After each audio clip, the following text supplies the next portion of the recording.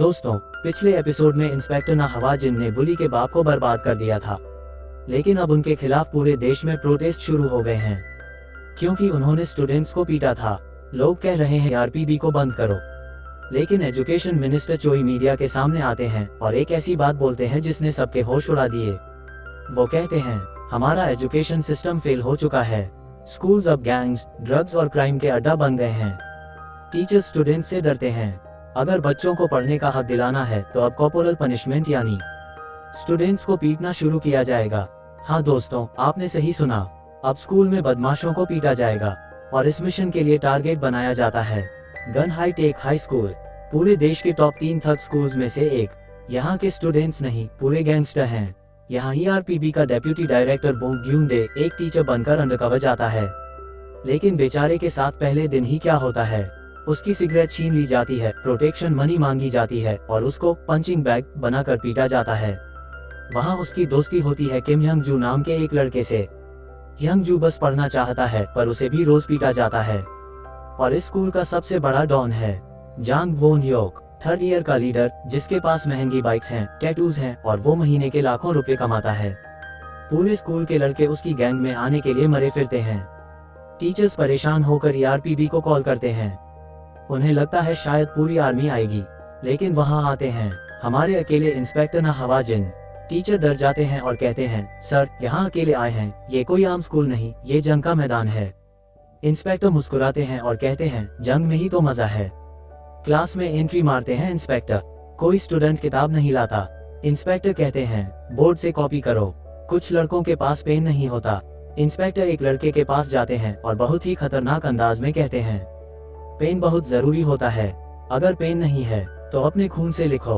पूरे क्लास में सन्नाटा छा जाता है। फिर प्रैक्टिकल क्लास में इंस्पेक्टर स्टूडेंट्स को एक कार के ब्रेक ठीक करने को बोलते हैं। बदमाश लड़के मना कर देते हैं और कहते हैं, ये क्लास हमारी लाइफ में क्या काम आएगी। इंस्पेक्टर चुपचाप कार का ब्रेक फेल कर देते हैं और कार को ढलान पर छोड़ देते हैं। कार तेजी से नीचे गिरने लगती है। स्टूडेंट्स की चीखें निकल जाती हैं, उनकी जान सूख जाती है। तब इंस्पेक्टर कहते हैं, तुम्हें ये डिसाइड नहीं करने देना चाहिए कि कौन सी क्लास जरूरी है। हर क्लास की अपनी वैल्यू होती है। अब बदमाशों का बाप यानी स्कूल का डॉन वोन ह्योक अपनी गैंग लेकर आता है। वो इंस्पेक्टर को धमकी देता है, लेकिन उसे क्या पता था कि नहवाजिन कोई आम टीचर नहीं, बल्कि साउथ कोरिया की आर्मी स्पेशल फोर्सेस के फॉर्मर कैप्टन हैं। वोन ह्योक अपने बाहर खड़े एडल्ट गैंगस्टर्स को अंदर बुलाता है इंस्पेक्टर को मारने के लिए। लेकिन अब शुरू होता है असली एक्शन। इंस्पेक्टर अकेला ही इन सबको ऐसे पीटते हैं जैसे उनके बाप ने उन्हें बचपन में पीटा हो। पंचेस, किक्स और स्पेशल मूव्स। सारे गैंगस्टर्स जमीन पर हैं। इंस्पेक्टर वोन ह्योक का कॉलर पकड़ते हैं और उसे यंग जू के सामने घुटनों पर बैठाकर माफी मंगवाते हैं। और फिर वो एक ऐसी बात बोलते हैं जो आपके दिल को छू लेगी। वो कहते हैं, अगर तुम्हें पढ़ना नहीं है तो मत पढ़ो, अगर क्लास नहीं करनी तो मत करो। ये तुम्हारी लाइफ है, लेकिन किसी और की लाइफ में दखल मत दो। अपनी 1 मिनट की लाइफ को किसी और की लाइफ के बराबर मत समझना। इसके बाद ईआरपीबी नए रूल्स लागू करता है।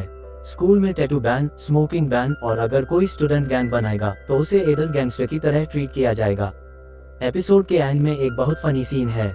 हमारा अंडरकवर डेप्यूटी डायरेक्टर बोंग ग्यूंडे अपने खर्चे का बिल सबमिट करता है।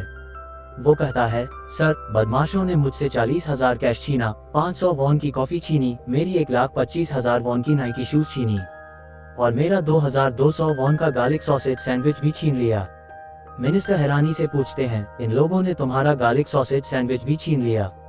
तो दोस्तों, कैसी लगी आपको स्पेशल फोर्सेस इंस्पेक्टर की ये धांसू एंट्री? क्या आपको लगता है ऐसे स्ट्रिक्ट रूल से स्कूल सुधर जाएंगे? कमेंट में जरूर बताना।